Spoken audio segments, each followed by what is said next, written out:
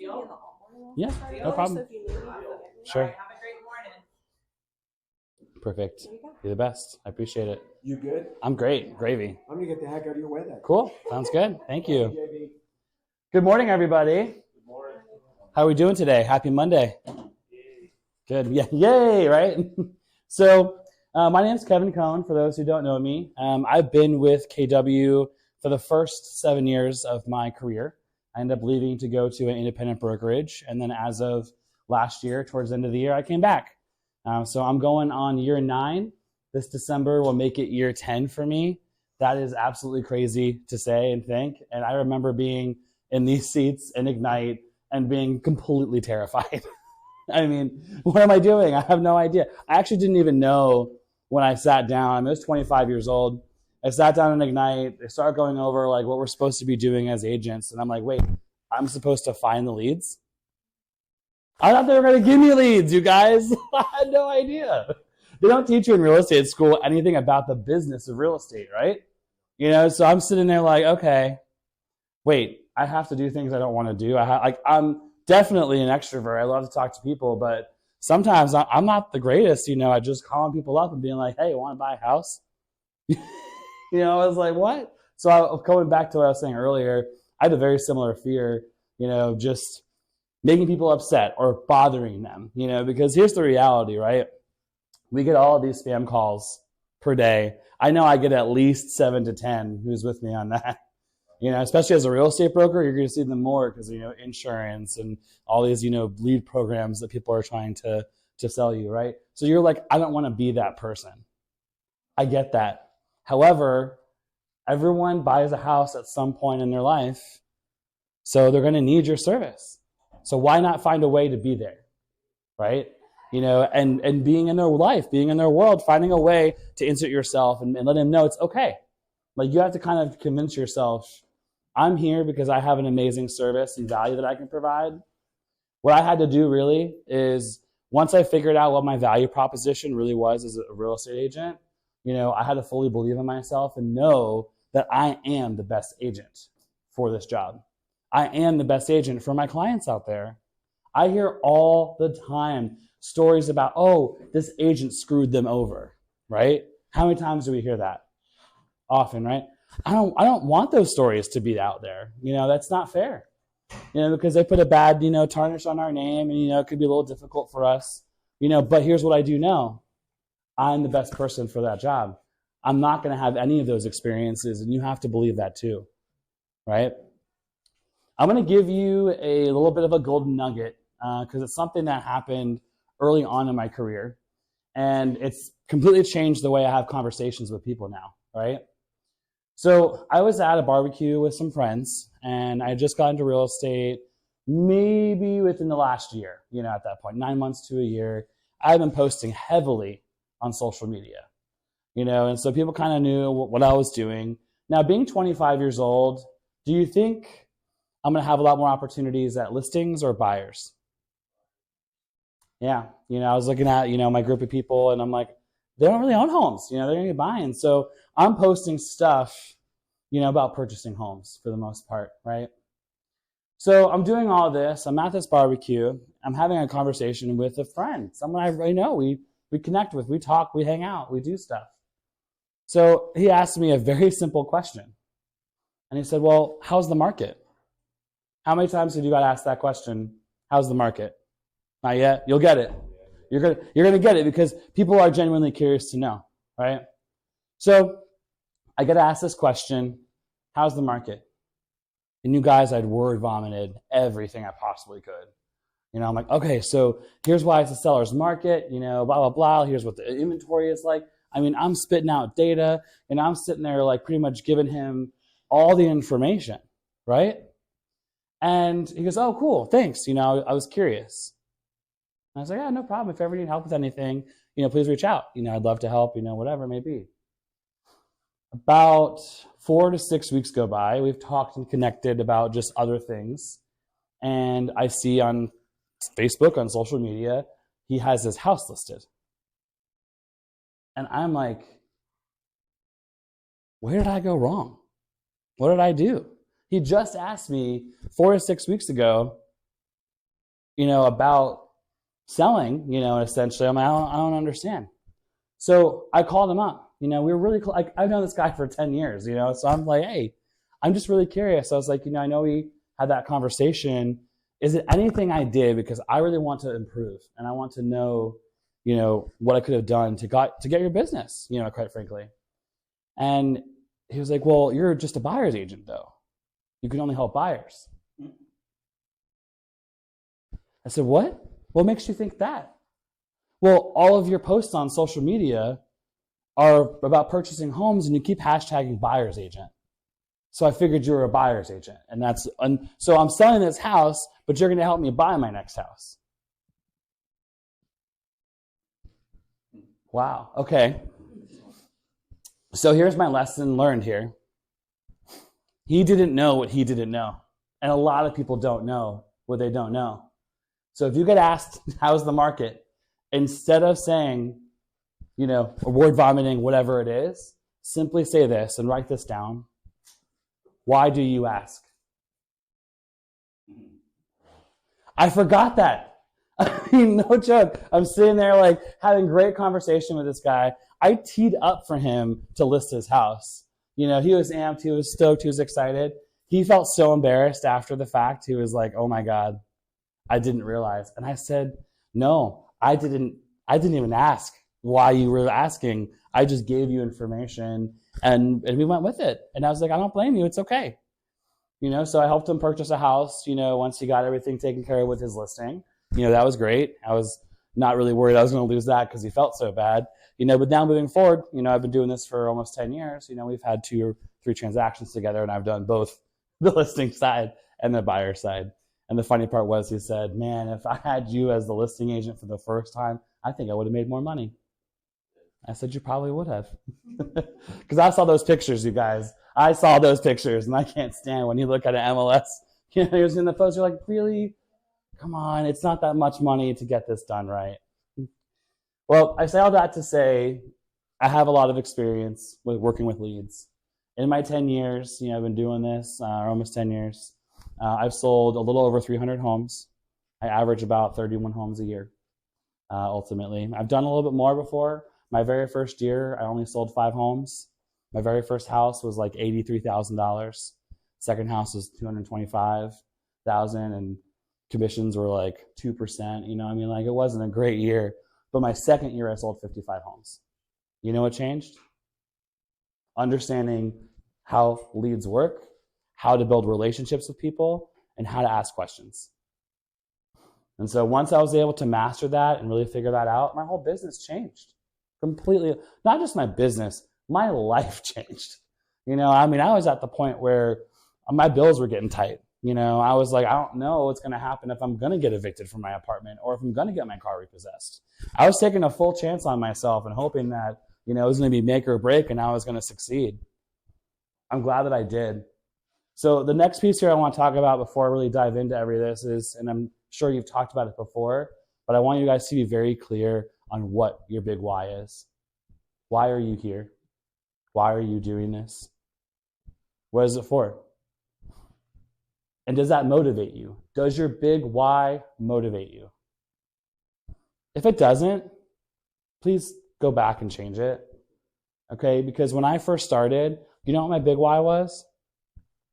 I wanted to open up a wine bar. I'd come from hospitality before real estate. I worked 13 years in the restaurant industry. I went to Le Cordon Bleu in California, graduated. I was like, this is my bread and butter. This is what I want to do. But I knew working in the restaurants, being a manager, I'm going to make 35, 40 grand, 50 grand. How am I going to afford to open up a wine bar or any kind of restaurant? So I decided to go all in on this because I worked in property management for a little bit. And I was doing really well, a couple of years. I was able to get lease contracts, and so I decided, okay, great, going all in. Now, I had that as my big why, and my actions that year, were kind of like, what am I doing? And I decided to hire a coach, and that was probably one of the best things I could have done for myself. Because after a while, my coach asked me a question and simply said, if you don't accomplish your big why, if you're not able to achieve that, How would you feel? If you can't open up your wine bar and it's not going to happen, how does that make you feel? I said, it's okay. It's not the worst thing in the world. And she goes, so you're interested in your goal, you're not committed. So think about that. As you're building your business and you're building your foundations, understand what your big why is.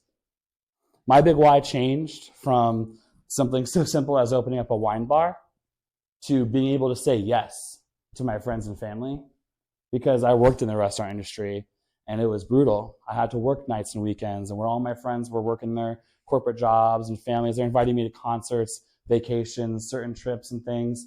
And if I took those trips, or if I did that, not only am I spending the money that I'm making, but then I'm going away on a weekend where I could be making the majority of my money anyway. And so it really felt like it hurts. So I'd say no a lot because I just didn't have the means for it.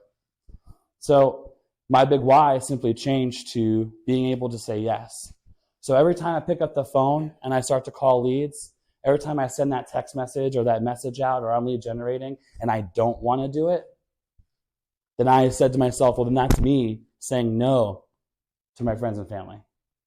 So I got to do this, because if I do this and I keep pushing myself, I'm going to be able to say yes. And the more yeses is what I want. That's what I'm looking for. And you guys, that helped. That was my motivation. That kept me going strong to get from those 5 deals my first year to 55 my second year. Everyone asked, what's the secret sauce? I was like, I became clear. I understood why I'm doing what I'm doing, and I let nothing stop me. I went all in on myself. People are going to, listen, if you're going to put something out there in the world, any kind of business, people are going to judge you, right? It's going to happen. It's natural. Don't let that get in the way of you stopping from posting on social media or doing the things that you want to do. Okay? If you've got an idea, if you want to try something out, go for it. You never know what's going to happen. Bet on yourself. All right. So today we're going to be going into our Ignite session, and it's going to be 2 sessions combined here. All right. So we're going to be talking about the life of a lead, and pretty much focusing on that for probably the next, I would say, 30 minutes here. So if you look here at our little diagram, you're going to have the likelihood of a move and the time it's going to take. And pretty much what it's saying here is that most people take 7 to 10 years. All right. 7 to 10 years to make a move. I find that to be pretty average, but I'll also go into say that I think even millennials are a little bit less than that. Okay, that's what I'm starting to see, in my network of people, if you will. So obviously, I think if you're at the top here, that's when you're like, okay, I'm ready to make a move. I'm going to move. When you're at that top and you make that move, that lead kind of shifts and it starts to go a little bit down because they just purchased their house, right? So if I were to give any of you guys a lead, and that lead was at the top right there of that diagram on move, what kind of lead would you think that is? Would you think it's a good quality lead, a bad quality lead? What would you say? Yeah? What about if I gave you the lead, but maybe it's more so at the very bottom? That's so good. Why? Because if it's at the bottom, they still got some time before they think they're going to move. There we go. No lead is a bad lead. It's the truth. You might think just because of where they are on things, people's lives change very, very quickly. And you have to understand how to be able to identify, certain things. Like social media, I think, is the best thing for my business, because I can see when things are happening before things happen, and when I can be like, okay, they're going to need me soon. Job promotion. Okay. Does that mean they're going to have to move somewhere? Let's call and congratulate them, send them a card. Remind them I'm here. So truly, no lead is a bad lead. I really feel that way. Does it take a little bit longer in terms of your nurturing? Maybe. Sure. Absolutely. But guess what? Referrals. Where do you think, excuse me, where do you think referrals come from? Your people, and especially if you're connecting with them, and so just because, they might be in that downward piece right there, and you're still having conversations. Well, I find that most people know at least 2 people per year that are moving. I find that to be true. So And something I've done here, just kind of another nugget here for you guys. So it's at the beginning of the year, so this is really a perfect timing to do it. But what I do is I have kind of a letter that I like to provide to my ambassadors of my business. And it's pretty much a, hi, thank you for supporting me, whether it's been in past businesses or just things that you've done in your life, or if they've currently supported or given you business, whatever it may be. I find 10 people every year. It's a new 10 people. And I pretty much target those people, and these are the people that are going to give you referrals for the year. All right. Now, they have to be your cheerleaders, if you will. Don't just be sitting there and choosing somebody, that's like, well, I also use my friend over here every so often. No, you want the person that's like, this person is incredible at what they do. All right. And there's a lot of people out there that if you don't feel like they don't know what you do, tell them. Share with them. Okay. That's part of your value proposition. People are going to ask you what makes you different as a real estate agent, than other agents. Do you know that answer? No? Well, you should probably think about that, because that's your elevator speech. And I fully believe in having an elevator pitch ready to go on hand. Okay? So if people are asking you in the elevator, it's like, okay, so what makes you different? And you start stumbling, do you think they're going to hire you? No. If you're confident and you deliver what you can in a quick period of time, but provide that value, could it be a possibility they ask for your business card, or continue on the conversation? Absolutely. Know your worth, know your value, and what you do. I know that, in my elevator pitch or speech, if you will, I immediately go into communication, because I think communication is extremely important, and also education. I educate every single one of my clients. I let them know that, because I feel like that by educating all of my clients, it gives them confidence, not only to trust me, but in the entire process itself. I'm also solutions oriented, and so I'm not going to sit here and come to you. If there's a problem that happens in the transaction, I'm not going to call you up and be like, hey, here's a problem. Let me call you back later. No. I'm going to figure out the problem. I'm going to find multiple solutions, and then I'm going to come to you and say, hey, here's the problem. Here are some solutions I figured out already. How do we move forward? That's important for people to know, right? And also, I'm a wealth builder. And I tell people, I was like, I really care about helping people build wealth. And I think that you can absolutely do it through real estate. So I'm not just looking at, the house for, oh my gosh, it's got like the cool stuff and the nice stove and, great backyard. I'm looking, is this truly an amazing investment? What's this going to look like in the next 3 to 5, 10 years for appreciation and value? Are my clients going to win here? Is this going to help them build wealth?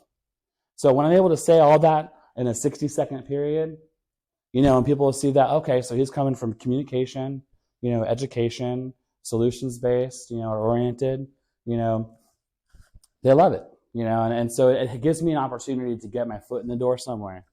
So if you don't have that, if they don't know, because people will eventually say, I know a lot of high Ds out there, if you're familiar with the disc profile and how that all works. I know a lot of high Ds that are very direct, and they'll just ask you flat out, well, why should I choose you? Why would I choose you as an agent? You should know that answer, right? But okay, going back to the whole likelihood of a move and the lead and all this fun stuff, no lead is truly a bad lead. And so I was kind of going to the whole ambassador piece too. Sorry, my ADD can sometimes go in a full circle, and it happens. So I reach out to 10 people every single year, and I let them know that they're going to be an ambassador to my business, right? And I pretty much give them a bunch of business cards, and I let them know I'll be reaching out to them. They tend to reach out to me first. First things first, I want to say handwritten notes work. Handwritten notes really, really, really work.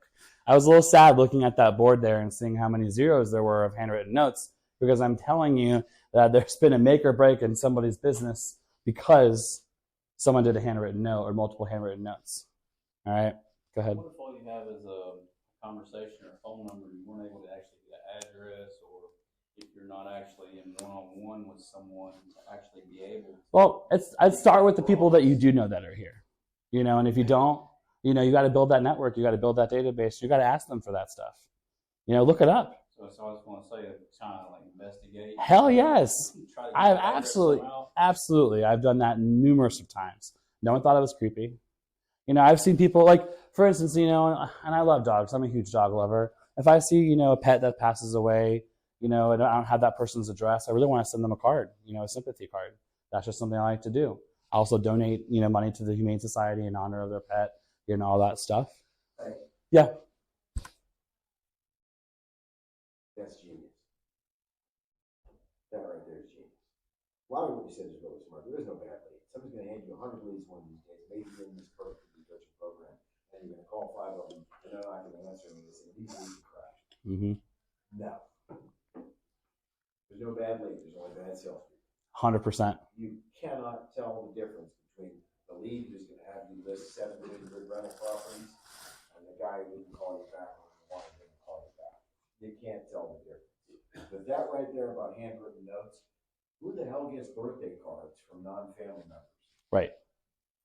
Do that. It makes me happy. It'll leave a mark. It does. It's just genius. Well, truly think about this. When you go to your mailbox, all right, and you collect your mail, what's in there? Junk, right? A bunch of freaking junk. When you see a handwritten card that's stamped and addressed to you, and you know that there's something there for you, that someone took the time to physically write to you, do you not smile just a quick second there, like, oh, someone wrote to me? And I want to create that feeling and that experience over and over for people. So that way, when it comes time, when they start to think about, okay, I need to purchase a real estate or I need to sell real estate, they're going to remember how I made them feel. People remember how you make them feel. And by handwritten notes, I'm telling you, it doesn't have to be something long. I thought when I first started, I have to write these lengthy things and blah, blah, blah. It doesn't have to be that. It could be as simple as, like, I know Jenny down the street, she loves to bake. Like, that's her passion. She doesn't have a business, but she loves to bake. I got this really cool Bon Appetit, magazine, it came in the mail, and I saw this really awesome recipe that was like right up her alley. I could take a picture of it and send it as a text message if I want, or I could find the article online, and send it to her in an email. Or I can cut that out, fold it up, take a little card or a little note and simply be like, hey, I saw this recipe, it made me think of you. I hope you're doing well. Let's connect sometime soon. Kevin. Throw some business cards in there, throw that in there. Every time I always throw 3 business cards in there. It doesn't matter. Handwritten note, they're getting business cards. And I don't feel bad for that, because ultimately they know I'm looking for referrals too, but they also know that I care about them, because I do these things. So go the extra mile, you guys, because it really will make a big difference. It could be a make or break, if they're deciding between multiple agents, and like, well, gosh, remember when our Susie or, dog passed away and so sent us that really sweet card. Like, that was really nice. Maybe we should work with him. That's happened before. I know people that have had business because of that. So do it. Handwritten notes are not dead. It's very much something that can be unique and different, because I'm telling you, not enough agents are doing this. And I believe that a huge part of my success and building relationships has been because of handwritten notes. Now, I will say, does my hand cramp up and is it annoying? Sure, absolutely. But you know what my goal is every day? 2. That's it. You know what that adds up to every week? 10. Adds up to every month? 40. That's a lot of touches right there in 1 month, right? It's good. It's awesome. Your job is to crawl up inside of their heads. Yeah. And stay there. Yep. That's the job. Handwritten notes. Thank you so much for that. It's true. You're a pretty genius. It's true. So just do it. And so going back to the whole 10 people, my ambassadors of my business, identify these people, okay? Reach out to them and let them know, like, hey, I appreciate all your support, and how you're my cheerleader for me, or my biggest cheerleader, whatever you want to say. I don't really care. Be kind and be like, I've selected you to be an ambassador for my business this year. I'll be in touch with more details. All right. And then they either call me or I call them. I wait a few days, or a week, make sure they get it. Hey, did you get my card? Yeah, I did. I'm so curious about all that. I'm like, yeah. So here's the thing. I don't want this to be a one-sided street here. I want to be an ambassador for you this year too. So before we talk about me, I want to talk about you. So tell me, what are your goals this year? Anything personal that you want to share? People tell me all the time, oh, I'm trying to lose 20 pounds. I'm trying to quit smoking. I need to take more vacations or whatever it may be. Everyone has a different story, with what they're trying to do and accomplish, for the year. I ask them business, is there anything that you're looking to accomplish this year? Try to getting into promotions. You never knew who I'm connected with. I might be able to connect you with somebody that can get you, to a certain place, right? So I asked them for all of that stuff. I asked them if they want accountability on this stuff. Do you want me to reach out and ask you how things are going? I find that it's really difficult for me to be self-accountable sometimes. I know it can take a village to help out. So if you're going to be supporting me in my business, I want to support you in your life. Do you want me to reach out to you, and just check in? Most people say, well, yeah, Kevin, that'd be awesome. And now all of a sudden I have a book, and a book with 10 people with all of their goals and information and the things they're trying to accomplish this year. Now I have something to talk about multiple times throughout the year and check in on them. It could be a simple text message. Hey, I was just thinking about you. How are you coming along with that weight loss? Anything I can help you with? That's not bad. It's not like you're calling them fat or anything. They're the ones that told you, this is a goal. If you want to help them, help them. I've helped many people, lose weight, get more fit, quit smoking, all this stuff just by reaching out. Because what I realized that this business is all about relationship building. And relationship building, is about connecting, right? And having a lot of like interests. There's a time where my friend was telling me, she's like, gosh, I'm really struggling. I need to get to the gym more, but just so much happens, and I'm like, okay, so how about this? Let's meet halfway. Let's go to the gym together twice a week, and we'll meet early in the morning at this time. No ifs, ands, or buts. You have to be there because I'm going to be there, vice versa. How does that work? And so we did. It was a positive for me too, which was great. It was positive for her, but I'll tell you, out of those 10 people, just by connecting with them, just by supporting them, asking them what's going on, you know what they always say right back? Well, Kevin, what's going on with you? How are you? How can I help you? You're always so wanting to help me. I'm like, well, honestly, I was like, the market's a little crazy right now, because there's a lot of buyers out there all of a sudden, which is great. Interest rates are kind of coming down, but just not enough inventory, So really, anyone that that is thinking about moving, I don't care if they're looking to buy or sell, invest, anything. I was like, that connection right there, that's what I'm looking for. That would mean the world to me. So if you just hear people talking about it, just be my eyes and ears, and be ready to shout, oh, don't keep me a secret. That's what I tell people all the time. Don't keep me a secret.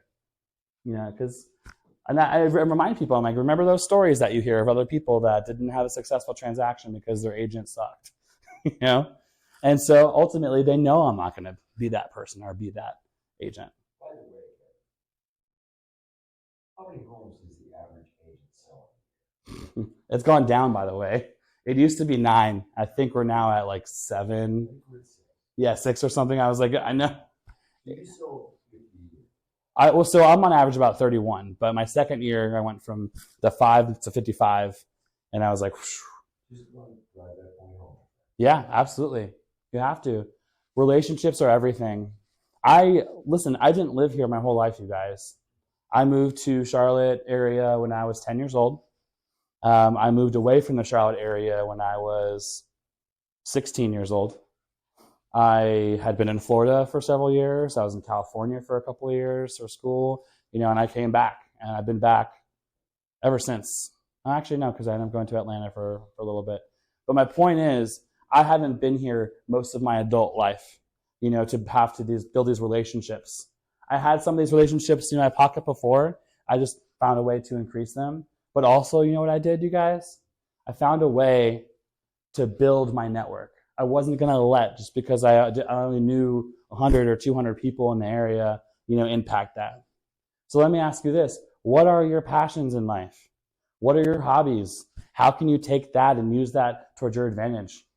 Like for me, I love to kayak. I live on Lake Wiley. But before, we moved on the lake, I was trying to find like a group of kayakers, on Lake Wiley that would just meet up, every week in the summer. And so I did. But I also knew I had the intentions of building relationships, meeting people, and guess what? So there's about 15 of us that would go out on a Saturday or a Sunday. We'd meet up at a certain point. We would kayak for 2 hours to a certain point. We would then stop, have like our packed sandwiches and lunches. We would eat, we would connect, we would talk, get to know each other, and then we'd all go home. Or all go our separate ways, It was awesome because in that year, I had 7 people from that group come to me and give me a referral. None of them needed to buy a house. None of them. They're all good. but they all can't give me a referral. They all happen to know people that were moving to the area. Sure. Got a client in Utah, started a hiking club. Yep. On Facebook and Meetup. Yeah. She's doing hikes anyway, right? She's doing hikes every single weekend. That's her thing. That's what she loves to do. So she starts a hiking group on Meetup and on Facebook. Pretty soon she's got, 60, 70, 90, 120 people in this hiking group. The whole freaking business. It's true. Right there. She goes on hikes, talks to people, connects, starts a relationship just like you did. Yeah, and it's not hard. So It's not hard because it's something that I like to do. Like, it's funny. I remember somebody asking me one day, well, what pauses time for you, Kevin? And I couldn't find the answer. One day I was on a kayak in the middle of the Colorado River in Austin, Texas. We were at Mega Camp. And I was like, holy crap. This right here, being on the kayak, this is what pauses time for me. I realized I hadn't touched my phone. I didn't care about the time. I didn't care about who called me or anything. Like, literally time was paused for me. I was like, this is awesome. So I took advantage of that, and I wanted to be in that space more for me. I deserved that too. So by doing that, it really helped, a lot with my business. I continued to go be a part of that group every single year. I still am. I'm going on year 6 now. And it's great because the amount of business I've gotten from it has been awesome. I believe in asking for the business. I think it's really important to do, but I don't believe that you have to do it all the time, right? You can do it. You just here and there. I mean, this is people. This is relationships. So same thing with like a dog. I'll give you a story about the dog because that just makes sense too. So I just got started. I was brand spanking new in real estate.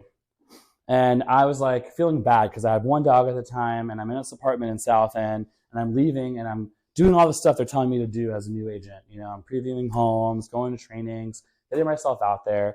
So poor guy's like home alone a lot more. So I started to feel bad, right? So I decided I was going to take him to a doggy daycare. And, there's one right down the street from me. So I take him to this doggy daycare and I would see how many people were within my age group coming through and dropping off their dogs, just like I was doing. And I'm like, so I asked the owner because he was, seemed pretty cool and we were talking one day and I was like, so does everyone just happen to live around here in like these apartments? And they're like, oh yeah, they're just full of them. I'm like, okay. So I was like, well, I'm a real estate broker and I was like, I'd love to find a way to partner with you if you're open. And so he goes, well, that's funny. He goes, we're looking to buy a house. I was like, well, do you happen to know of an agent? I'd love to be the first one you connect with. And he goes, we don't know an agent. And I said, oh, well, awesome. So I had an opportunity with them, which then they actually gave me another referral too pretty quickly, which was awesome. But what I did is I called Pet People, which is the like a pet store in South End or a pet supermarket, or I think it was Pet People. And I said, hey, would you be willing to donate a bunch of biscuits, like dog treats? Because what I'm going to do is I'm going to be making these little bags. I'm going to be putting a couple of dog treats in it. I'm going to be putting a small little business card of mine that has like a little paw print on it. And pretty much my goal is, I want to give this to all of the dog parents that are going to pick up the dogs, at the doggy daycare.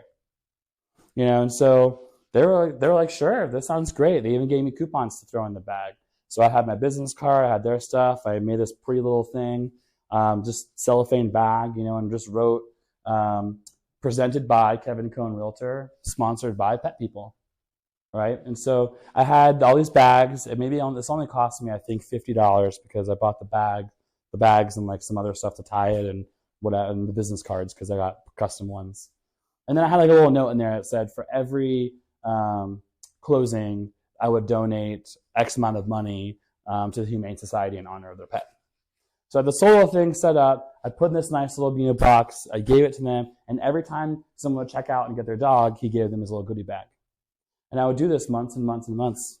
And it's so funny because what ended up happening? The treats were so good, I would get calls, not about real estate, but about what were the treats inside the bag because they want to go and buy them because their dog loved them and keeps smelling the bag and trying to go to the trash, all that. I'm like, man, Pet People must have really hooked me up there. But it also allowed me to open the door for conversation, about, I live in the area too, do you happen to live in one of these apartments? And like, yeah. And I was able to start to have conversations around, so when are you going to spend the money to buy a house instead of a doggy daycare, which I know is expensive because I'm paying it too, so you can have a fenced yard for them. And man, that was wild. That year, because I was going to where I did the 55. I had 12 closings from doing that. I spent in total, I think, $150 from all that I had, and I mean, it was insane how much money I made from that, from dogs, from people that I'm a pet lover and they're pet lovers too. Do you know how easy it is to just talk about our pets on the phone and then we feel like we're best friends, right? So my point is, take your passions and the things that you love, that you're doing anyway, and find a way to fully immerse yourself in it. Find a network of people. Find a way that you can just get in there and say, hi, here's who I am and here's what I do, right? You can do it. You can totally do it. I mean, everyone, like I said, I can say this over and over. Everyone asking what the secret sauce is, Relationships, building that connection, building that trust for people. Does it take a little bit of time? Yes. But I also believe you're not going to get just that person that's coming through. If they like you enough, you're going to get those referrals too. Once you get to a point where you're several years into this business, I'm not saying it's going to happen, but to a lot of people it kind of does. All your hard work and all that relationship building that you've done, it's just going to seem easier every year because you're going to see more and more people just naturally coming to you, bless you, naturally coming to you, because they know who you are and what you do. I remember my year 3 and year 4 lead generation looked very different. It seemed easier to convert, so I ended up having to look at my conversion ratios and saying, okay, so if I'm converting at a higher level, what's changed? What do I need to do to change my business so that I can build it and scale it? Right? You got to be thinking about those things too. Any questions so far? I know I'm kind of word vomiting a lot with leads and relationships, but I know it's a big part of what we're talking about today. Let's talk about lead follow-up here because I think that is extremely important here. So everyone knows the difference between a contact and a lead? Yeah? Okay. So when you actually have a lead, that's somebody that's raising their hand saying, I have a need for real estate, whether it be buying, selling, investing. So what does your follow-up look like? Do you have a follow-up plan? Do you have a system for that, right? If you don't, you need to be working on that system and creating it ASAP. Well, they say the fortune is in the follow-up, and guess what? It really actually is. I mean, 100%. I found that if you don't follow up, you're going to miss a lot of business. You're going to lose so much business. You're thinking that you're doing the right thing by giving them a little bit more time. No. When people are starting to look, when they're starting to ask questions, they're ready to go. What, did you have something to say? Yeah, you said a few things that really tie together well. Yeah. How's the market? You blew the answer to that question. Yeah. You didn't follow up. Didn't. Okay. So this is gold. I mean, Kevin obviously is a very, very experienced agent. You don't sell 30 to 50 houses, unless you know what you're doing. And I hope everybody understands that. My experience is similar to his. Okay. That question, how's the market, demands follow-up. Okay, practically every contact with somebody demands follow-up. It's a really simple rule. 4 ways to make money in this business: prospecting, follow-up, performance, negotiation. Does that sound familiar to anybody? We've been talking about that. Prospecting, follow-up, performance, negotiation. There is no appointment without follow-up. It's very true. There is no appointment. How many times, Kevin, in your career has somebody called you up that you never spoke to before and said, my God, come and list my house? One time and only one time only, and it was a wild situation, but yes. Yeah, guys, it's follow-up, follow-up, Yep. follow-up, follow-up. So it's absolutely correct. If you don't have a system for how you're going to handle all the follow-up that you need to do, might be the next most important thing you do today. And Yes. I'm going to talk about it when Kevin's done after class here. Teach you a really super, super simple, effective system. Perfect. If you want to learn it, and Kevin, thank you very much. Yeah, no, it's great. And I mean, follow-up is everything in this business. I mean, you think of the 5 jobs of a realtor, and that's the one that speaks to me the most. I mean, you got to have your systems in order. And I learned very early on that if you don't have those systems ready to go, it's going to be chaos. Your business will look like chaos, and you're going to see a lot of inconsistency, in that business, and you don't want that. So what does that look like, when we talk about a follow-up plan? So a pipeline is one of the things that we use, right? When people say, okay, I have a need here, I'm raising my hand. My pipeline tool lives with me at all times. It's the first thing I look at every single morning. It's who's pretty much that pipeline is going to tell me who I need to call that day or that week. Having a system where you're rating them, is this an A buyer, a B buyer, or a C buyer? Same thing with the sellers. Where are they at with things? Because that's going to tell me how frequently I need to be in touch with them. And then having a system like Command, it's great. Obviously, you have opportunities there. You could put in reminders, for you to follow up with certain frequencies depending on where they're at with things. But truly, if you have, and it's funny, well, of course, Kevin, I'm going to follow up. If somebody's like, hey, I want to, buy a house or sell a house, you'll be surprised where you're going to drop the ball. You'll be surprised. All of a sudden, you're focusing on something else, something totally different, and then next thing you know, you see that post on social media that person that you thought you're going to be working with went under contract already. You were too slow. Sometimes people are just ready to go, and I'm telling you, I see it happen with a lot of new agents because they just don't have those systems down. So figure out if you have a pipeline tool. I mean, we have CTE here, fully immerse yourself in that. That is a system in itself, and I'm telling you, I didn't have this, provided to me when I was at my last market center for free. I actually had to pay for it, and so that's awesome that you guys are going to have that as a tool here because that will really help your business. As difficult as it may look, or confusing as it may seem sometimes, it's not. You just got to understand it and dive in a little bit more. But you're going to have your possible business that's going to come from your leads.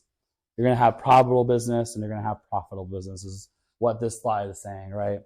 And so you've got to figure out, what that follow-up is going to look like, what you're doing. Because sometimes it's not always a phone call. Sometimes it is a text message. Sometimes it is a handwritten note. Like I said, you have to figure out and distinguish where everybody is in your pipeline. And if your pipeline is blank, if there's nobody in there, well then every day your job is to fill that pipeline. There's times where I would tell myself, I'd go to the office. If I had nothing on my pipeline at all, I'd go into the office and I would start making my calls, do my lead generation, and I would not leave the office until I at least set one appointment. How committed are you to your business? Are you willing to do something like that to get things started? Yeah. Because sometimes it does take that. It takes that commitment that, listen, this business isn't easy, okay? I'm not going to sit here and say that it is, but here's what I can say. By building these relationships and reaching out to people and having these and establishing these connections, it's like you're putting, seeds that you're planting in the dirt. And now it's your job to water it right and make sure it gets the right sunlight so that it blossoms into something that you want so you can pick it for later. And you need to be constantly thinking about growing your database. Think about people you want to know. If you want to sell those luxury $1 million homes on the lake or in a certain neighborhood, where are those people going? Where are they hanging out? Where can you meet them? How are you going to build that network of people? Right? You just have to be thinking differently here. It's not as simple as just picking up the phone and just going through your contacts list. I love the DT-D2 system for lead generation. I've been following that for years now.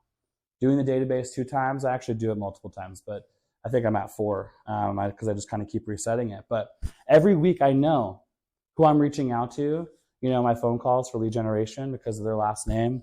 Maybe this week is A and W, next week is B and E, next week is D and O, next week is H and V. And I just know as I'm doing my follow-up, I'm not bothering them but once a quarter. Going back to I don't want to bother people or annoy people or anything like that. Well, I know when I first started as an agent in here, I kept calling the same people over and over. Has anyone keep doing that yet? Because it was like, I don't know who I'm calling, And I would stare at my phone, and I was like, this was never a good plan. I was never going to get business this way. I need to have more of, a system in place. So use what you guys have, because a lot of this is a tool for you in your business, and it's essentially free is what it feels like. I know you're paying the monthly fees, but it's pretty minimal. Yes, sir. What was it, DT? DT-D2, doing the database too. There's a whole thing I think you can download that gives you each week. It is broken down into each week, and there's a whole, I have it on my computer somewhere. I can write down my email address, and you guys can email me, and I can just respond and give it to you guys. But pretty much you just create the hashtag, in Command. You just So DT, D2, H and V, DT and D2, D and O. And then everyone that has the last name with a D and O, you put that tag on them. So that way when you're doing lead generation, you just search for the D and O that week. And in the beginning on Monday, when I'm pulling that up, it's going to tell me how many phone calls I'm going to be making. I know this is lead gen, that's not exactly follow up, but the point is when I'm having these conversations, I'm going to have opportunities where I'm going to need to follow up based on the conversations that I'm having with either possible business that comes through, or maybe it's probable or it's definitely profitable. Having all, it's funny, like my first year, when the difference between the 5 homes and the 55, I look at when I was in 5 homes, and it was chaos for me. I didn't have systems in place. And then all of a sudden I got my systems in place. Is it annoying to spend time to set up these things and get them going? Sure. Does it feel like it's going to take a while to do? Sure. Is it worth it? Absolutely. You don't have to sit here and create these systems overnight. Okay? Just put a little time every single day. If you just added 30 minutes to your calendar every day, to work on your system, you'll feel good about it. Because I'm telling you, sometimes setting a whole 2 or 3 hours to do something and create something, sometimes your brain isn't there. It's not helping you out. So just little by little, it's okay, but you've got to get those systems set up so that way that you kind of, it's a sales funnel, right? You get your leads, you have your contacts, and you get your leads, and it just kind of goes through to the very end until you get paid, right? And this is true. I love this one. If you aren't first or second in their mind, you probably won't get the business. And the goal is, how are you the first person? That's why these systems are so important, because it helps you keep up, with everybody. I have a system for all my handwritten notes, from happy birthday cards to home anniversaries, all of that stuff. A pet, sympathy cards, even just like newborn, anything that I see that could be celebrated, I'm going to make sure that they know I want to celebrate them too. Sometimes I'll gift them brownies, or a gift card or something, if I can. Okay, so, we talked about the whole difference between the leads and contacts and all of that. If they're truly a lead, then they're saying here you should have 19 touches each year. 4 of those touches should be a quarterly phone call, which you can do the DT, D2, that would be the system to make sure that you do that. Next, you have 12 touches for monthly, like emails, newsletter, market reports. That's pretty much easy to get set up, in Command or MailChimp or whatever it may be. Then you're going to do 2 touches that are like promotional direct mail. Could be a magnet, could be like Panther's calendar, just a market, report printed, whatever it may be. And then 1 touch, which would be an annual event, a party, a movie screening, some type of get together. By the way, having a annual event or meeting your people, it doesn't have to be expensive. Sometimes people are like, oh gosh, I have to have a party and invite a lot of people. What if your 1 touch of the year happened to be in November, and you planned it months and months and months in advance, and you had a big volunteer day with all your friends and family, and your contacts and your network of people. Hey, you want to come volunteer with me? Here's something I'm really passionate about. I am passionate about the YWCA. I go volunteer there multiple times throughout the year. It's up in Charlotte. It's pretty much like a local women's shelter, for women that happen to be in really bad relationships, and also families, that have struggled, whether it be financially, and they help them, create a budget. They help them get back on their feet. They make them pay rent. They help them get a job. They do all this stuff to rehabilitate and get these women back on their feet. I've heard some incredible success stories from the women that have come out of there that have really touched my heart, and so, how easy it is when I'm passionate about something like that to just create a really cool event, and it's like, come volunteer with me. Here's all the things that we're going to be doing together. That's an annual event right there. And how much did you spend on that? Probably not much, because a lot of times I can get things sponsored. You can call your, attorneys, your loan officers. Hey, can you sponsor some donuts in the morning, and some coffee? It could be that simple, but I guess my point is, it doesn't have to be expensive. You can look at this stuff and still make it a touch. Don't make it about the money. Make it about the value that you're going to provide here, right? Yeah, this is great. I love these questions. Lead follow-up best practices. Considerations for your lead follow-up program. What are my strengths when working with people? I love this question. You should absolutely know this stuff. Kind of going back to a little bit what I said, kind of knowing that value and having that the elevator speech, helps out. What are your strengths working with people? How can you adapt these touches, to connect, to represent? There we go. What are some reasons I might have for contacting the lead? What are some touches to do before and after a phone call? And these are just all really, really good considerate questions that you should be thinking about, and maybe just having it, on the side, as you're doing certain follow-up, right? Let's see. Yeah. What is it best for me and my business to time block for a lead follow-up? So just my thought process here, as soon as possible. If you got a lead, that's interested, I'm not going to sit there and have this, just a once a week where I'm following up with all of my leads. I'm going to have multiple, and they're going to be different types of follow-ups that I'm doing. Maybe one day is a follow-up for sellers. Maybe one day is a follow-up for buyers. Maybe one's a follow-up for actual clients, that are under agency agreement, and we're doing other things. On Mondays, I make sure that that's a good follow-up day for me on any business, that I had over the weekend that I potentially connected with. You want to make sure you establish those. And I will say this. I think Mondays can be a little difficult for people to answer the phone.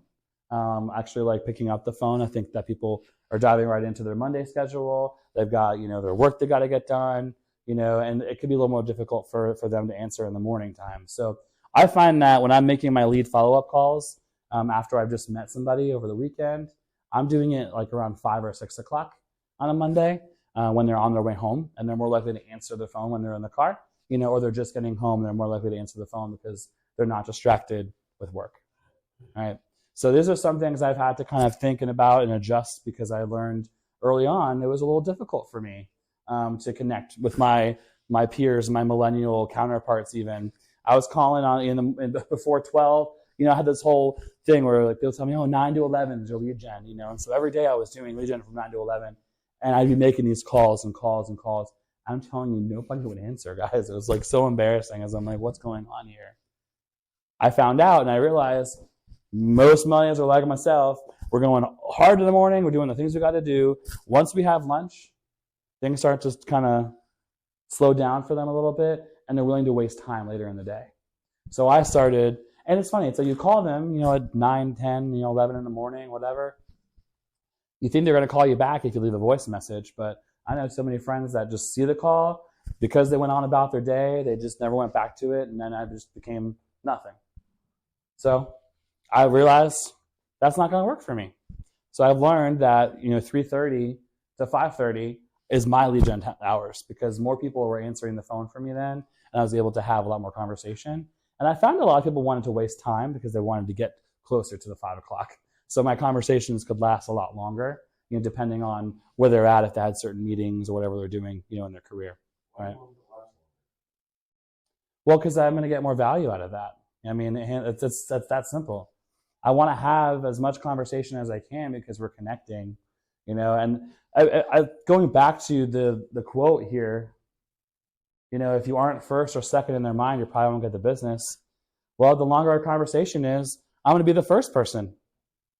It's just that simple, but also if we're having a long conversation, I know that we're getting somewhere, it's a good follow-up, or it's a good just overall general conversation that could potentially lead to something, or not, or it would just help strengthen and build our relationship. Going back to the whole, you got to look at your contacts and your leads, as a bunch of seeds, put them in the dirt. You got to give them enough water. You got to give them enough sunlight to grow. Think about that. Those are your systems, you have to have in place. Otherwise, if you ignore it, what's going to happen? They're not going to grow. You're not going to get the business that you're looking for. All right. Okay, so this is activity here. Design your annual 19 to connect touch plan. Fun. So this is going back to this 19 to connect, the 4 touches, 12 touches, 2 touches, and 1. So why don't you spend some time here, maybe just take a couple of minutes, and writing down what you would like those touches to be. So it could be a call, a text, during conversations. The annual occurrence is it going to be a newsletter? Will it be a market report? Will it be a mixture of stuff? Because I think that market reports are very valuable. I think a lot of people are curious to know what's happening in the market. But I make sure I go the extra mile for a lot of people, and I make sure that I'm giving them the market report for their specific neighborhood. It's going to take me a lot more time to do than just sending out a generic video of me saying, well, here's what's happening in Charlotte, or is I'm in Mormont.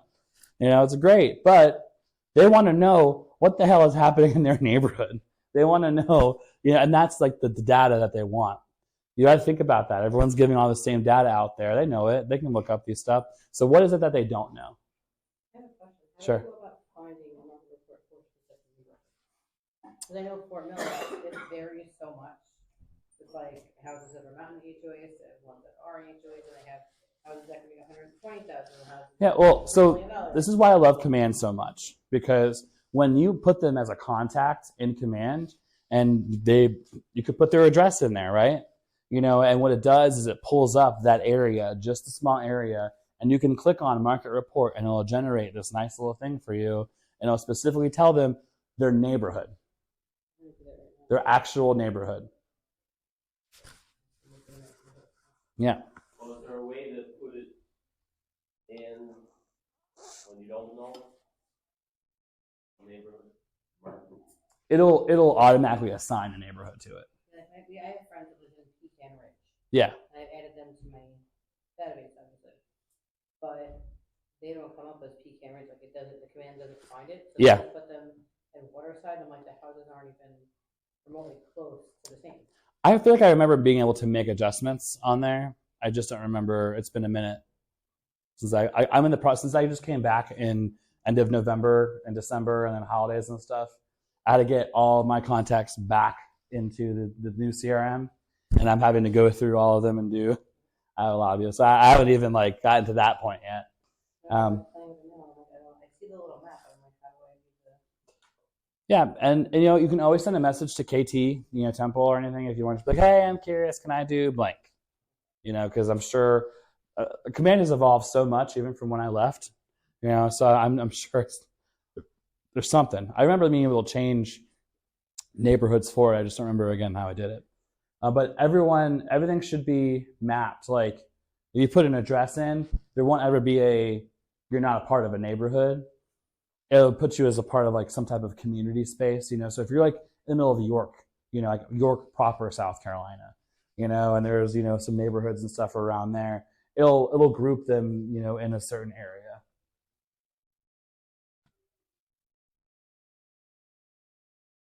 No, but having a touch plan and a system like this and sticking to it is key. And then you have to create the stuff, If you're going to do a newsletter, what's the newsletter going to look like? I think that videos, okay, hear me out here.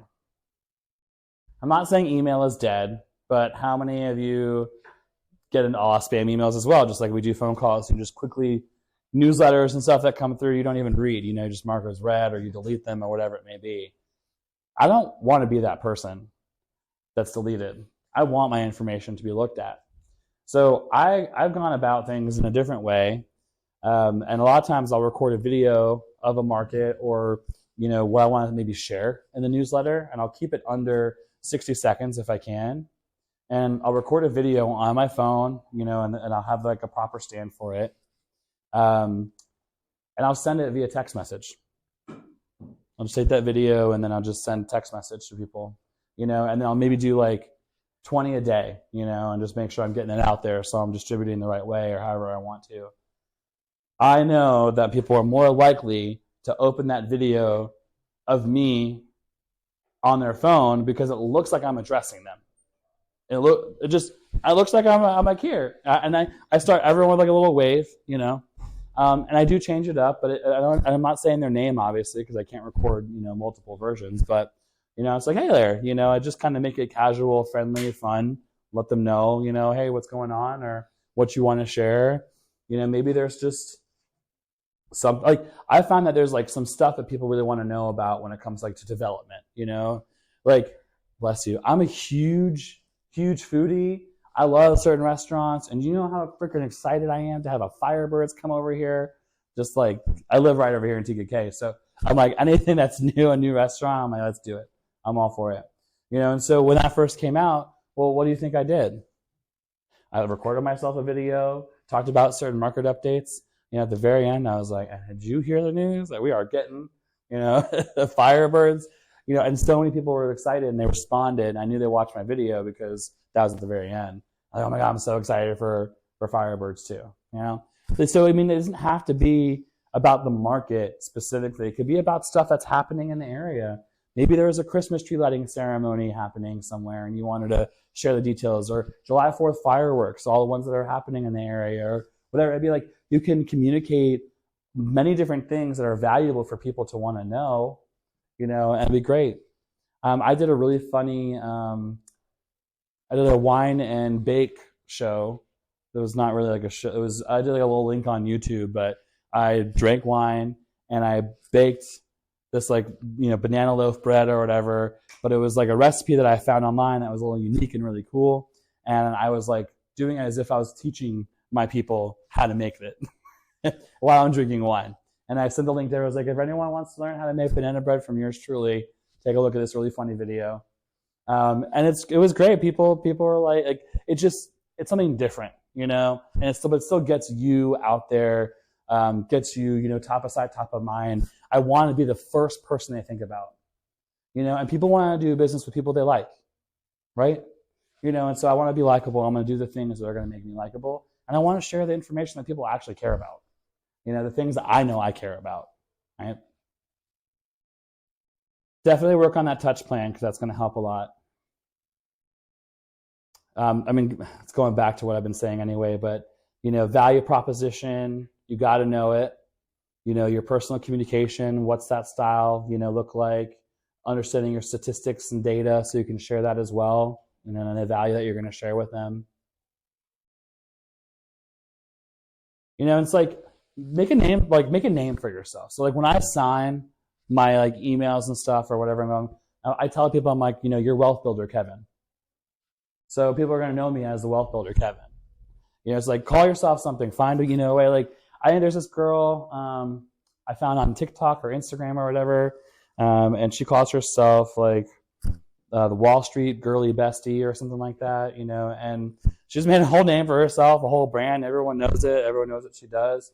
It's like, label yourself something. A lot of people say your favorite realtor. I get it, but do something more fun if you can.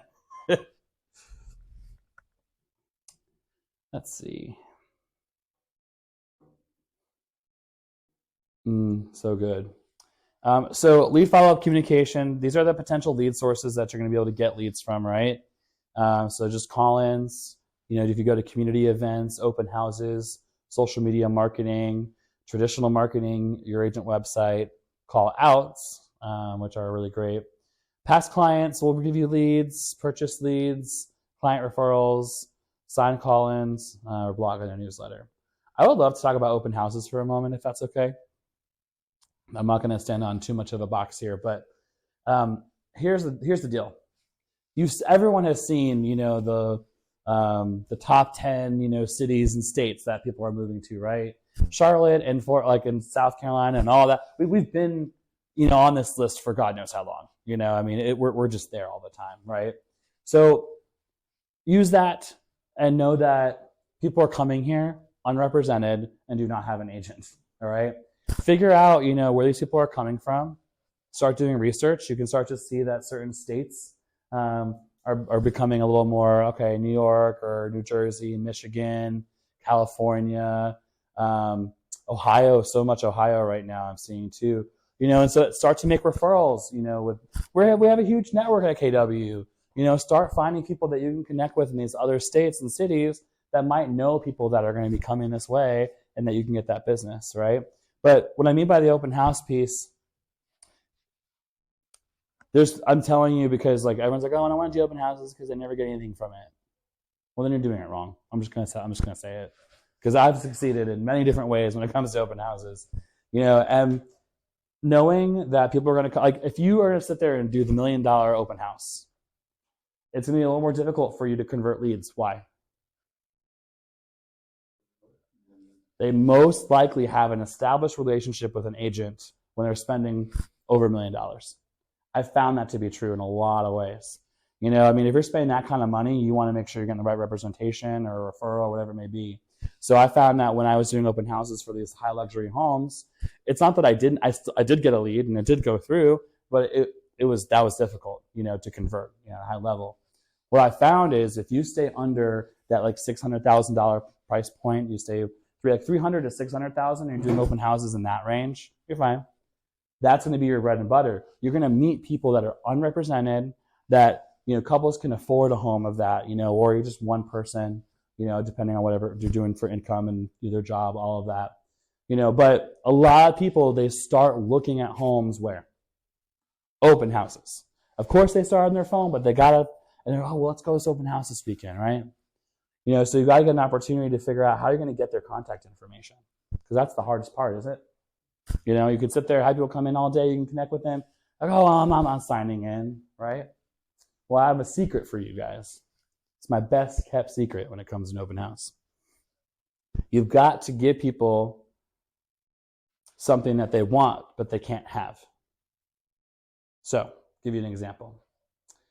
When I go to my open houses and I'm setting up, you know how everyone has the MLS sheets, you know, printed out and ready to go? I have one, and it's laminated. Okay? You go on Amazon, spend $20 on a laminator, $50 on the thermal paper, you get 100 pieces of that. I mean, I'm still going through mine, and it's just crazy. Laminate it. I have front and back with all the information on it. Okay? So there's one. Then I do a list report. I love a list report because that's going to give you more of demographic of what's happening in the area, not of different types of people, but just what schools are in the area, what parks are in the area, what restaurants and eateries are in the area, distances to the gas station, hospital, all this information that's like really important that people want to know. Listreports.com. Yeah.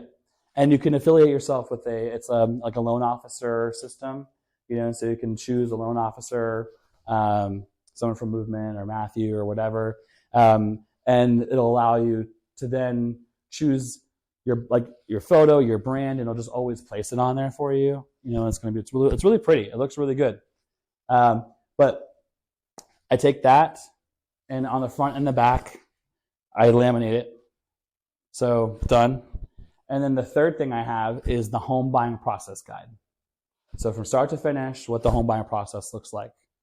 Because how many first-time home buyers are just so confused and have no idea what they're doing and want to know, but, you know, maybe they want to ask a bunch of questions because they're nervous, they're afraid, you know, they have some fear behind it, right?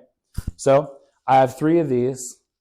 I have no business cards. I don't bring any business cards with me to an open house at all. The MLS sheet. MLS. Mm-hmm. Then a list report. And then the home buying process guide. Having those things, so no business cards. I leave them in the car, okay? Because here's the thing. If you have somebody coming in and, you know, they're like, I want you to think in their mind already, the moment they get to the door, they're in their head, I'm going to do whatever I can to not give my information to these people, okay? And you're on the other side saying, I'm going to do whatever I can to get the information to these people. If they ask you for a business card and you give it to them, are you going to get their information? No. They're going to tell you they're going to call you, right? They're going to call you. They're not going to sign in, any of that. So I tell people, I've gone green. I have a digital business card that I can provide, but we're going to be sharing contact back and forth, you know, or you got to sign in here. So I have an iPad that's set up for my open houses. There's an app that's free called Open Home Pro. It only works on a tablet. It does not work on a computer, only on a tablet. But it has a nice little touch to sign in. You go put their phone number in, they can put their email address in, and you can edit any of the questions you want to ask. Are you working with an agent? Yes or no is one of them, right? Do you have a home to sell before you have to purchase? Yes or no? How soon are you looking to purchase? ASAP, 3 months, 6 months, a year plus.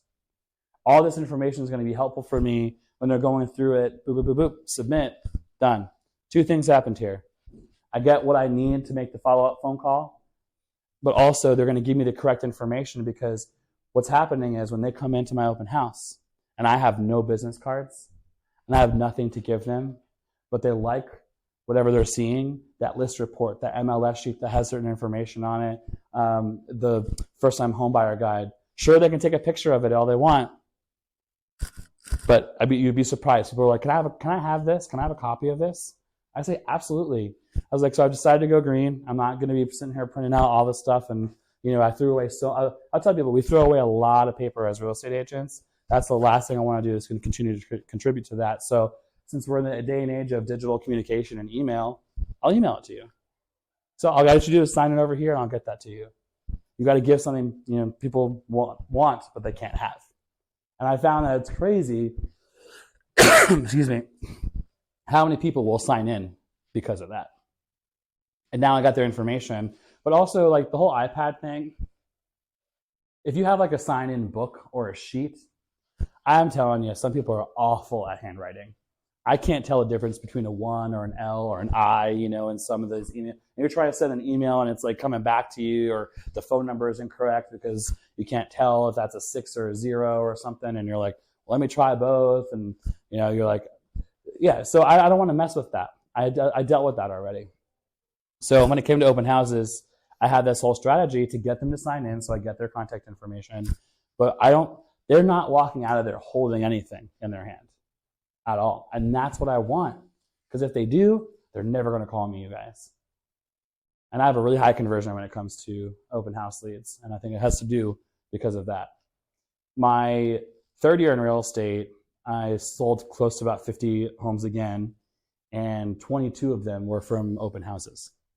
I was almost half my business, and I would do an open house maybe 2 to 3 times a month. Sometimes I would do it on a Saturday from, 11 to 2, or 3, and then I would do it on Sunday, same time, Now, I know that homes can sometimes get snatched up really quickly in the market that we're in, but I'm also seeing homes that are also sitting a little bit longer. Don't be afraid of the homes that have been sitting on the market for a little bit, because I'm telling you, there are still people that have just moved to the area or have just come to the area, and they're not going to know the difference if that's been on the market for 1 day or 55 days or whatever when they see an open house sign. If they see it says open house on their app somewhere and it gives an opportunity to show up places, that's what you're looking for. But you also have to advertise. You can't just sit there and say, okay, I'm going to an open house and expect people to show up. That's what I can't stand sometimes. And it's like, you got to have a whole system and a plan. I door knock the neighborhood before an open house on a Friday at 5. Not Saturday when I'm doing it, not Sunday when I'm doing it, the day before. I circle prospect. I have a system, I can't think of the calling system right now. But I just type in the address of the open house, gives me a radius of the area. I'm able to pull a CSV file of everyone's home phone number. Sometimes it has a cell phone number, name, address, all this stuff, just in that radius or that neighborhood in that area. And on a Thursday, I start calling. And my goal is not to talk to people. My goal is just to send an invite. And so essentially I get a lot of voicemails. Hey, this is Kevin, I'm from Keller Williams Connected. I'm not sure if you noticed, but we have a listing over at 123 Main Street. The seller wanted me to call and invite you up and invite you to our open house in case you happen to know anyone that wants to move to the neighborhood, or if you wanted to go ahead and choose your neighbors. We're also having a private viewing for all of the homeowners that are in the area, from this time to this time, and we'd love to see you there. Also, this is a common courtesy call to let you know there will be heavier traffic in your neighborhood between these times and these times. Hope to see you there. And then I just repeat that over and over and over and over in voicemails, right? So when I'm door knocking and I have my invitations and I'm inviting them as well, they're like, oh, didn't I just get a call from you? Yesterday, a couple days ago? And I'm like, yeah. It's crazy how many listing leads I will get in the neighborhood I do open house at because I'm just doing my job.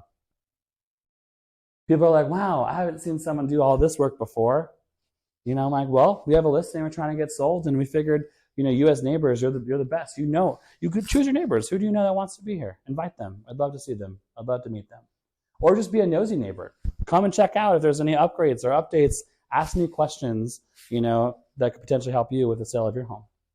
So I have 2 questions. One, where do you I'm trying to think of the website I use. I pay for it. It's like $20 a month. It's one of those like favorite tabs I just click and I just type in. So I have a way to find people too, but most of their numbers are on the do not call. Yeah, if they're on do not call, then I won't. Yeah, but I sure that happens. A lot of home phone numbers are not on do not call, and it seems like cell phone numbers are. Okay. And this one that I'm using is more. I'll think of the name. I'll get it to you guys. I'll pull up my computer. Do you host your own open house Always. for listings? Yeah. Not always. I think it depends because sometimes if you know too much about the seller, and your intentions to get a buyer, then you're going to have dual agency, potential conflict of stuff there.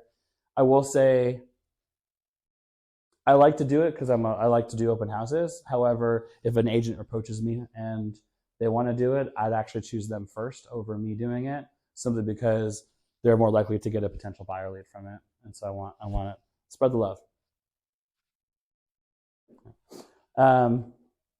All in all, I mean, open houses, they're a great way to meet new people, grow your network, a great place to meet renters, right?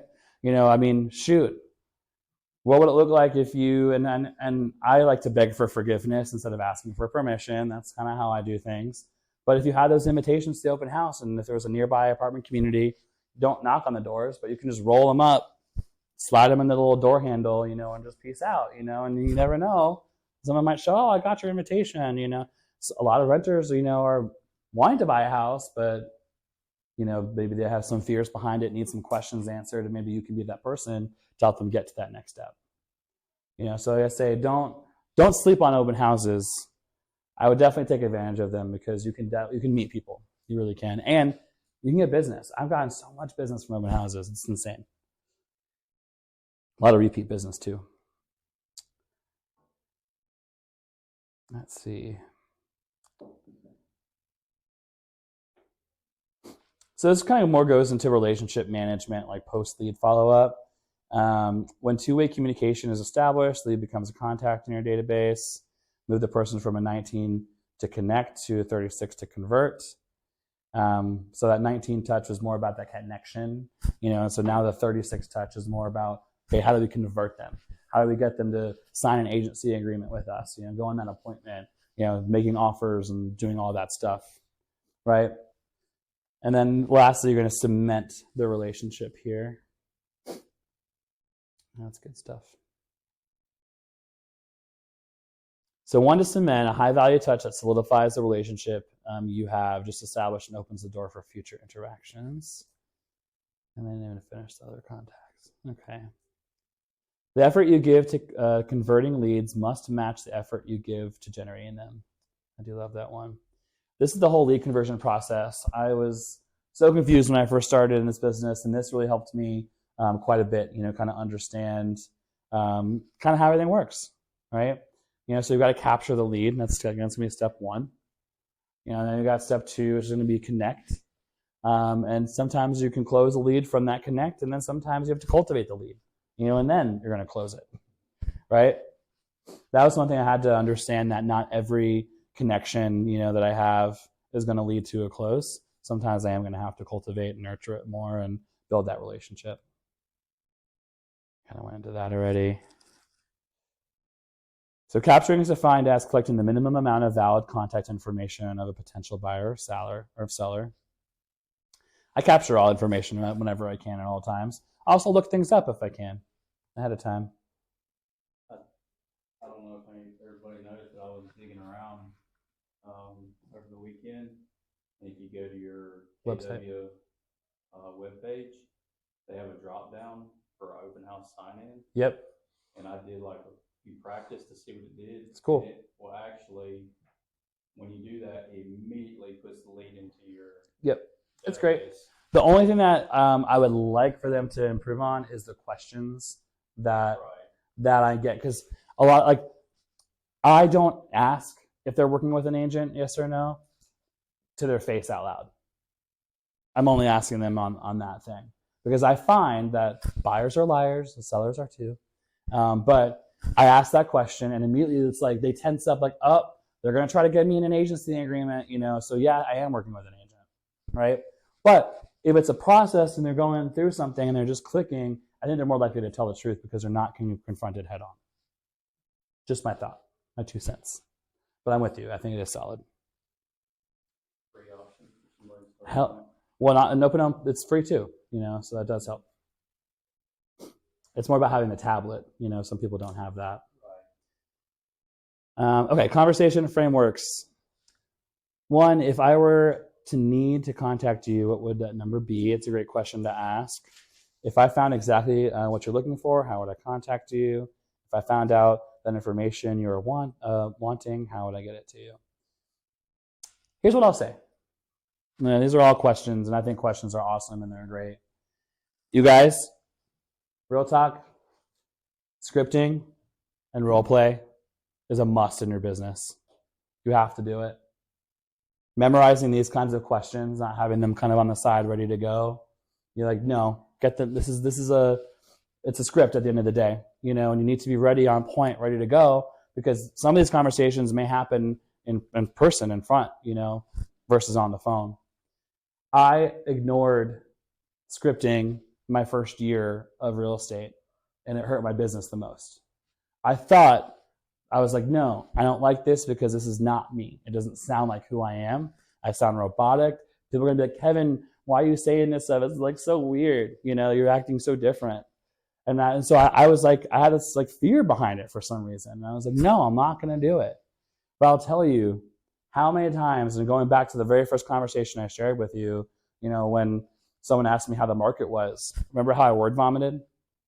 I didn't have a script. I didn't have something to say back. Had I done that, maybe that would have looked a little bit different. And so once I actually decided to dive in, I actually got a script partner. That was the best thing for me. And that script partner would keep me on my toes. They would call me. They would ignite with me. They'd call me, and I don't know if they're calling just to say hi or if they're calling to pretend to be a lead, knowing, that they're going to give me an objection I have a hard time overcoming. So sometimes I'll answer the phone, and I'll be like, hey, this is Kevin. And that person will be like, well, hey, my name is so-and-so, and I just saw your for sale sign, and I know she's messing with me, but, she's keeping me on my toes so that when it happens, I know how to respond, overcome that objection. I spent a lot of time scripting, and it helped tremendously with my conversion rates when it came to open houses, when it came to just general conversations I had with my sphere of influence, my contacts and my follow-up. I realized there was a reason for the scripts. And by the way, some of us are so like, okay, let's take the script and let's make it our own. That's what I want to do too, right? Guess what? Don't do it, because you're going to miss the entire point of that question by you making that adjustment, whatever you're trying to change. So here's what I say. Memorize the script for what it is, okay? You got to memorize it word for what it is. Once you do that, then you can internalize it, okay? Then you can say, what is it? Now that I know this script, what is it that they're asking? What is it that they're trying to accomplish in this script? And then you can customize it. But what I mean by customization, you guys, is not that you're going to sit there and write something down. You can just know that in your head, when you're having a conversation and someone asks you that objection or that question, now you have an answer and response. And guess what? I'm going to deliver it in my own way because I memorized whatever the script is. Now it's up to me how I deliver it. Do I want to sound like a professional person, or no, I know what to say now. So let me say it in my own way. Still the same words, but let me deliver it my way. And I'm telling you, that changed a ton of my business right there. Yes. What's your job? Good job. How do you advise? Influence people. Influence. Your job is to get people to do what you want them to do without them knowing. Yep. Good luck getting there without a script. 100%. I tried. I failed. Yeah, it's you can make it your own. I sure as hell made it my own. I'm not standing there and saying, yeah, you're gonna hire a powerful agent to sell your house. Right. I'm not Right. okay. But you know what it was asking. Yeah, exactly. You knew what the content was, the meat of it. And you don't have a choice, guys. It's like going into a boxing ring not knowing how to throw a jab. You're just winging it. And you're gonna bust your ass making all these calls, you're gonna bust your ass building all these systems, you're gonna spend a whole heap of money and get in financial distress waiting to get your first deal done, and you're gonna jack it up because you don't know what to say. Mm-hmm. And man, I tell you what, that's a brutal place to live. So I've been there and I have coached agents out of the business because they just can't script. Okay. I'm just being honest. I'm honest here because this is what we do. Look at the 5 jobs of a realtor. That very last one I talk about is script and role play. It's there for a reason. You should be doing that every day. And guess what? New objections are happening all the time. Are you ready? Are you prepared? Be a part of these Facebook groups. There's a ton of, KW groups out there too that you can help with conversion questions or see how people are responding. You can say, hey, I had this objection. I didn't know how to handle it. Help me here. And you're going to have all these different agents, giving you some type of script, or something that you can use. But all in all, I'm telling you, as I'm looking at these questions here for your conversation framework, a lot of this is scripting. And just knowing that the best way to communicate is 1, to listen, and 2, to ask questions. You don't need to give a whole spiel of anything. Just ask the right questions, and you're going to get all the information you need to figure out how you can help them. Just that simple. I see a lot of agents sometimes in the beginning like, oh, so here's what makes me great, and blah, blah, blah, and I do this, and I do that. That's great. That's great. But don't forget to ask them questions. Don't just sell yourself, right? Get to the meat.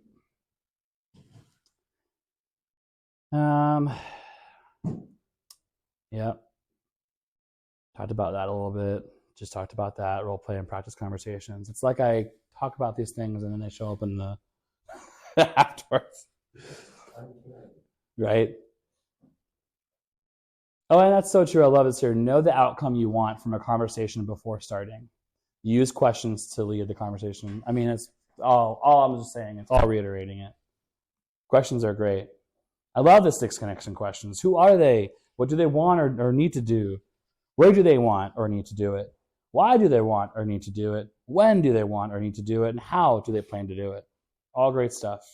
Answering those questions, to figure out what you need to get an answer on, because you might know some of these answers already.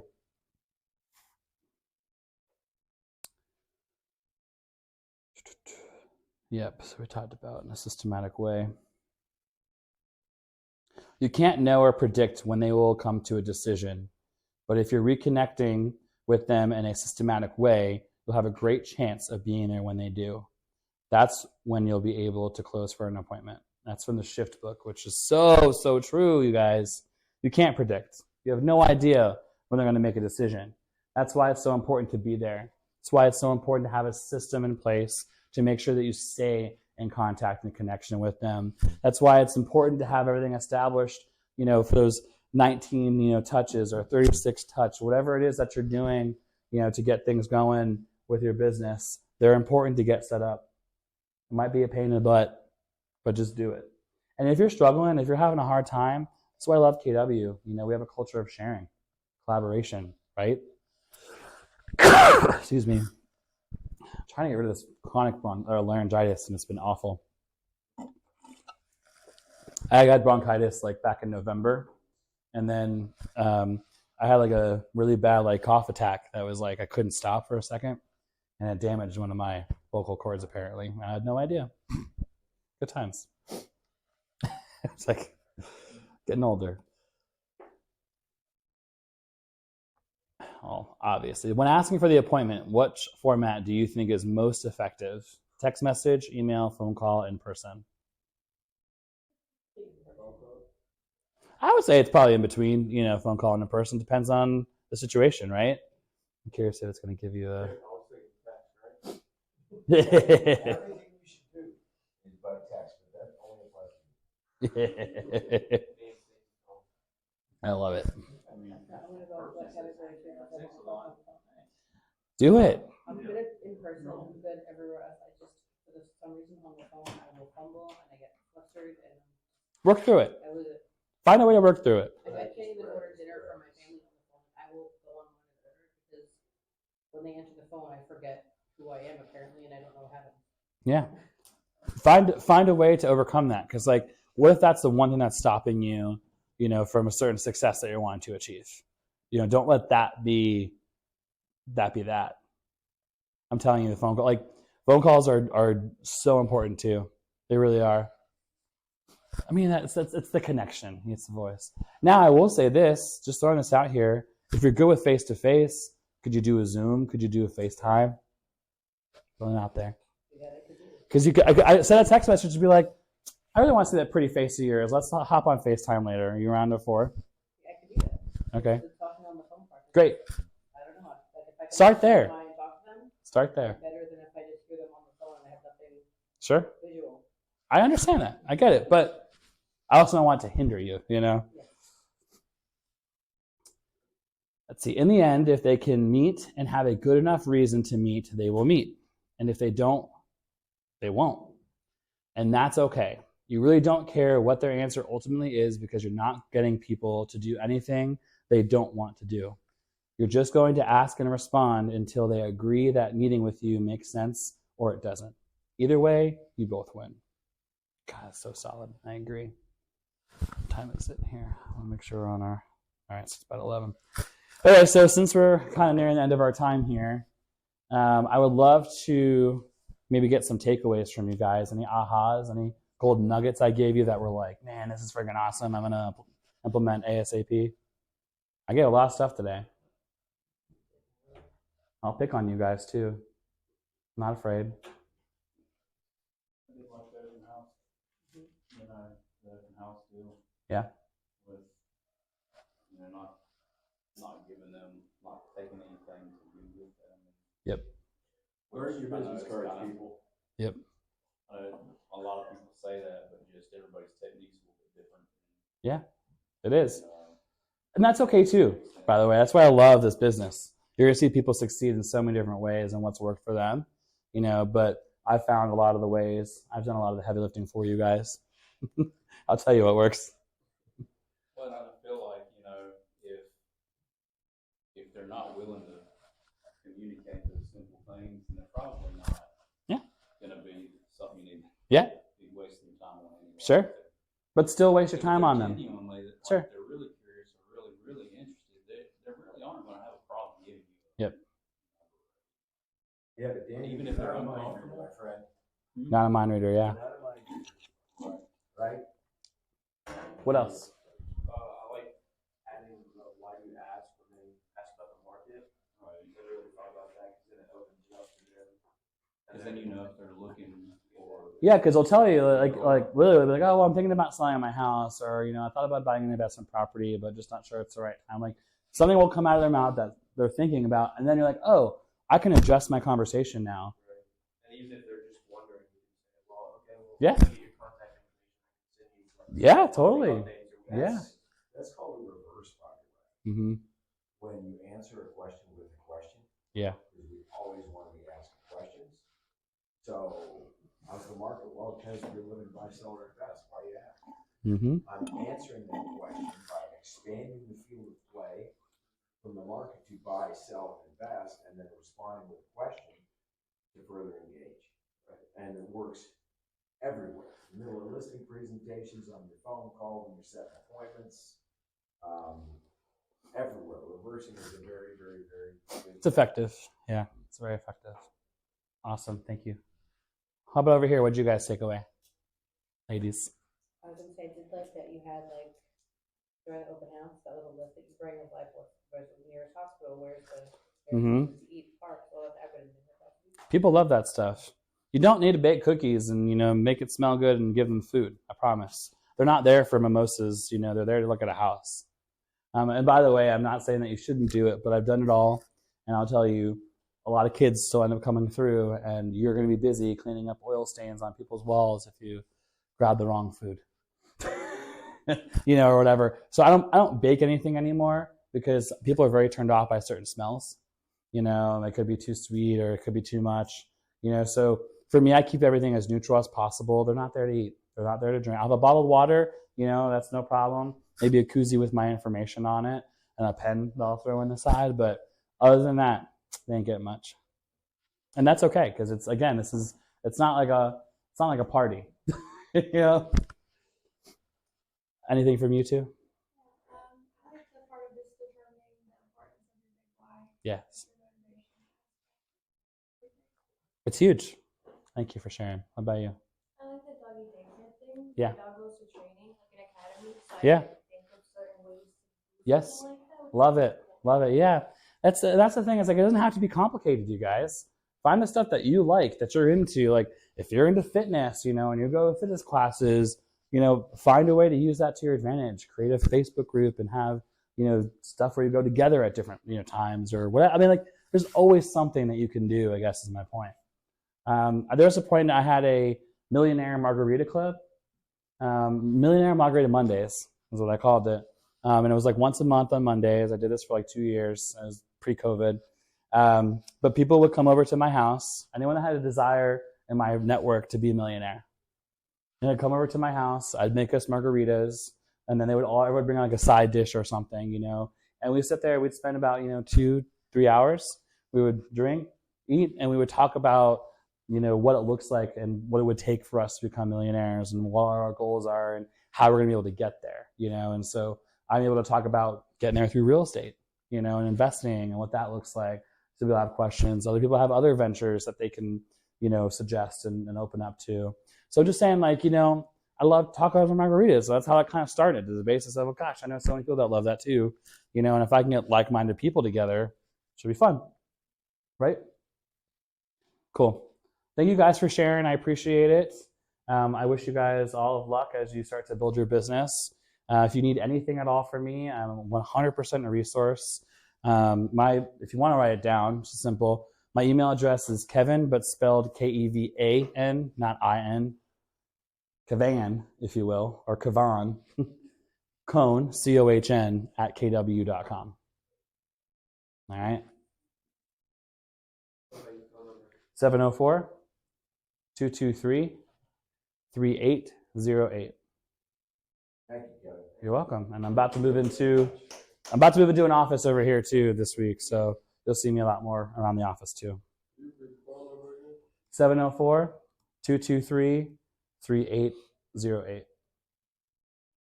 Yeah. Kevan. Yeah. Apparently it's the Irish way to spell Kevin. Dig it. Do I push the stop here on here, or do you?